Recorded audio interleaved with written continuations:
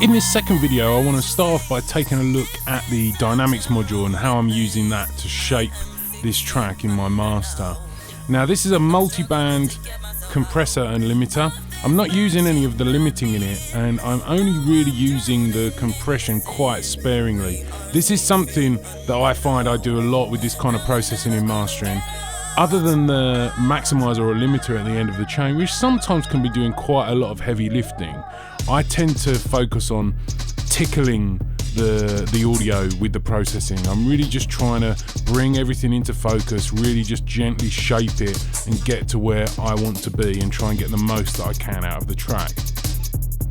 Now, if we take a look here, we're in this view here, which shows us all 4 of the bands. So each one of these bands here represents the bands 1, 2, 3, and 4 above. And so if I solo this first band, for example, that's the real low stuff. And there's our low mids up into the mid-range there.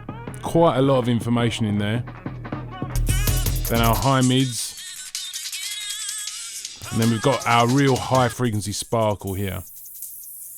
So there's only really certain sounds coming through there. Now, one really cool thing about Ozone 6 is this learn function.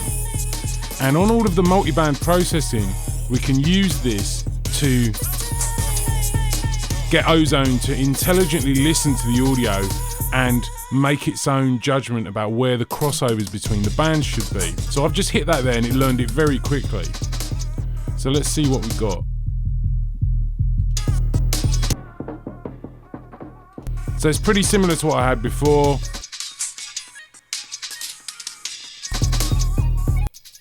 And really, I think it's a useful tool to get an idea of where you should be approaching everything.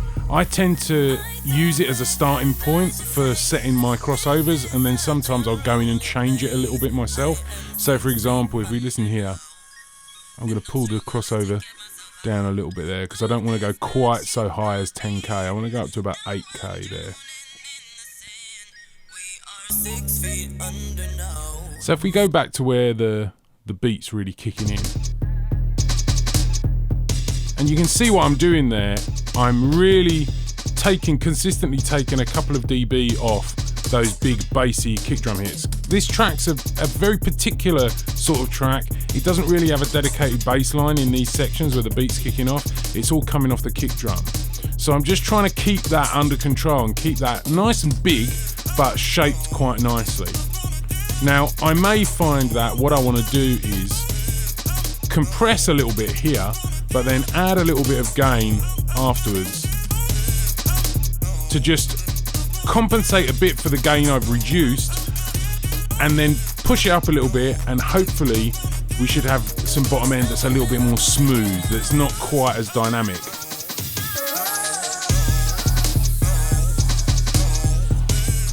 So let's A-B this.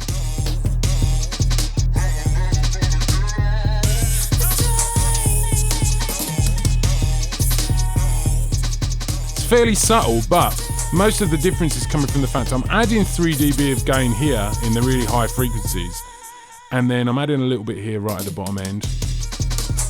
But one thing I'm wondering is if this band could do with smoothing out a little bit as well.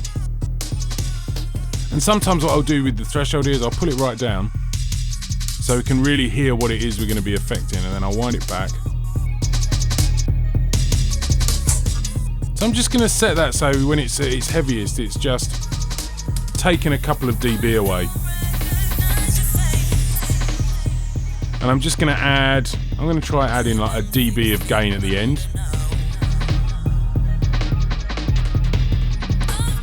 So I think that's working for me. I'm just going to do a global bypass to A-B it.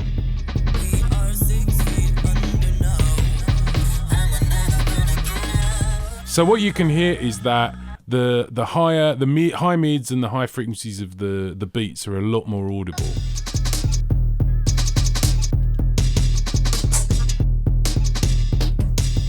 And I've repositioned the bottom end a little bit. And also the level of it is a bit more consistent. But one thing I really notice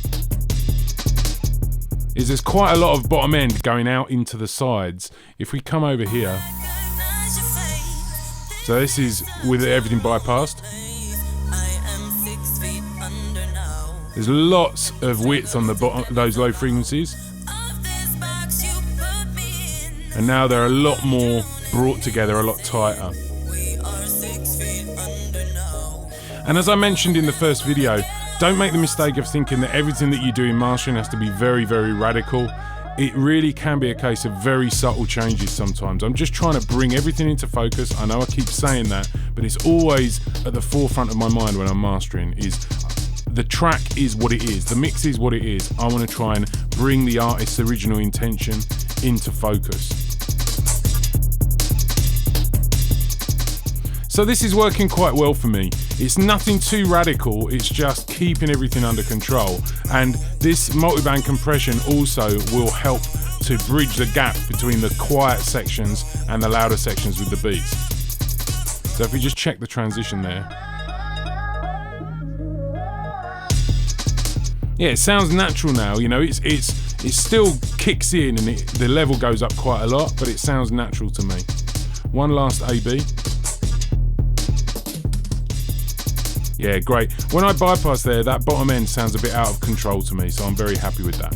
So the next module that I'm going to use here is the imager. And the imager is what we use to manipulate the stereo image. And obviously we've done a bit of that already with center, and we've done a little bit with the EQ running that in MS. But the imager in Ozone is very, very powerful, and we can do some really, really important stuff with it. You can also cause havoc if you're not careful. But the main thing to know is that, again, this is one of the multi-band processors. It's got these 4 bands across the top, and down here on the left, we've got 4 controls that are all at 0 at the moment, which is neutral. But if we push them up towards this symbol here, that will widen whatever's happening in there. And then if we push them down, it will narrow it and make it mono.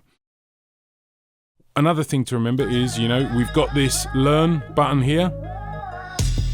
So again, we can set the crossovers here based on what Ozone thinks.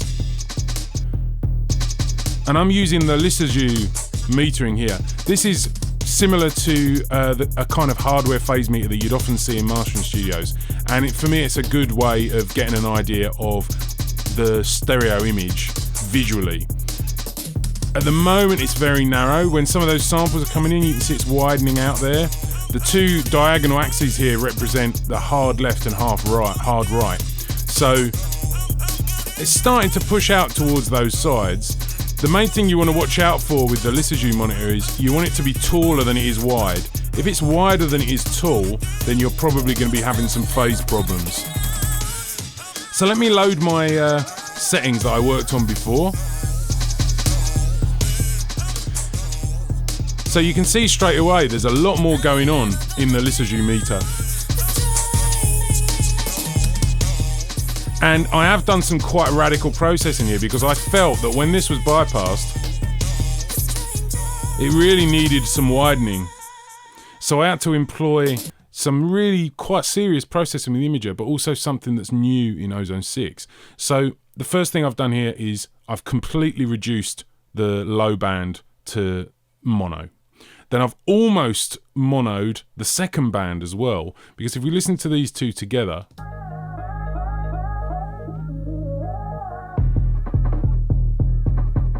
vast majority of it is the kind of bottom end that I really want to keep in mono. Then I've pushed up to 55% the third band, and this is this kind of stuff.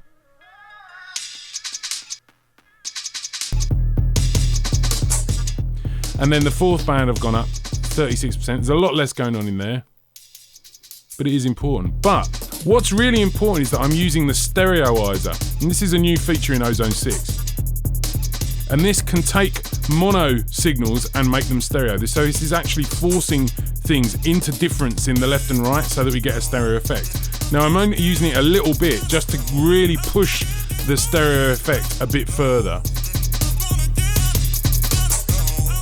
When I get right up there, you can actually hear some artifacts. On the hi-hats, you can hear some like a little sort of flutter delay on it. But if we just use that tiny amount there, for me, I felt like it really made a difference.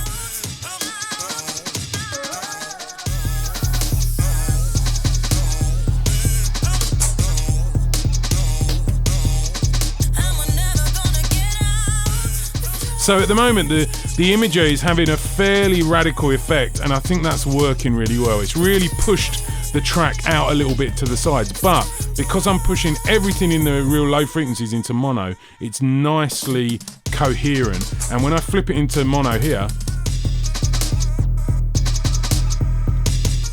everything's still there.